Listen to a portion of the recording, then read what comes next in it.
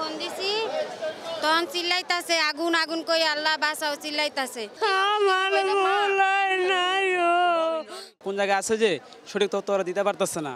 এখন অ্যাম্বুলেন্সে লাশ নিয়ে যাইতেছে, আমরা দেখতে চাইতেছি যে দেখাই দিচ্ছে না, আমরা খোঁজ পাইতেছি না। অন্যান্য মেডিকেল এখানে কলেজের ভিতরে কইতেছে, মেডিকেল কইতেছে, কোনো জায়গায় পাইতেছি না। এটা কেমন অর্থ? হ্যাঁ, উনি গার্মেন্টসের মেকানিক, ওনার নাজমুল।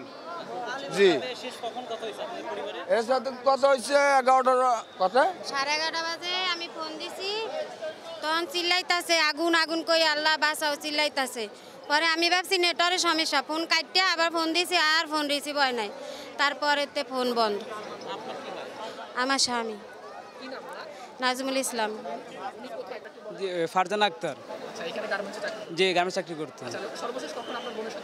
এই সকালবেলা যে সময় বের হবো না 7:30টার দিকে, এই সময় কথা হয়েছিল রাব্বুর সাথে। বলছে রাব্বু আমি অবশ্যই যাই, পরে বলছে ঠিক আছে যাও, লাঞ্চে দেখা হইব, এই কথা বলছে। আর কিছু কথা হয় না ওর সাথে।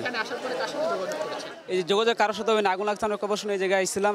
এবার আমরা ভিতরে ঢুকতে পারি নাই। ভিতরে ঢুকতে চাই, আমরা সেনাবাহিনীর আছে না, ফায়ার সার্ভিস সামনে, আমরা ভিতরে ঢুকতে দেয় নাই। বলছে ভিতরে ঢোকা যাইবো না, আমরা এই জায়গায় কাজ করতেছি, তোমরা ভিতরে ঢুকো না। আমরা ঢুকতে পারি। সকাল আমরা এই জায়গায় আসছি, আমরা দেখতে চাই, আমরা দেখতে পারি না। কোন জায়গায় আছে যে সঠিক তথ্য ওরা দিতে পারতেছে না।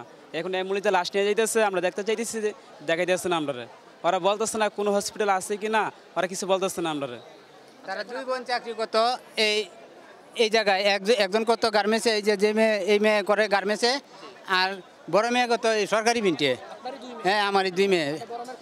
হ্যাঁ, বড় মেয়ের খবর হয়েছে। হ্যাঁ, নিরাপদে আছে। বড় মেয়ে নিরাপদে আছে না, ছোট মেয়ের খবর হয়েছে না।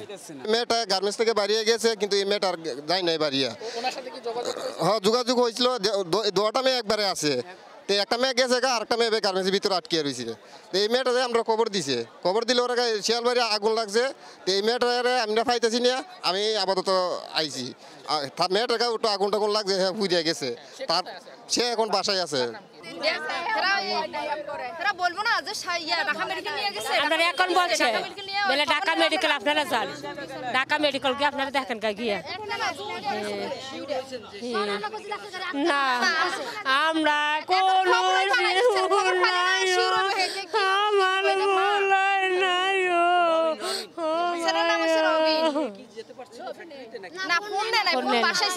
ফোন চালায় না।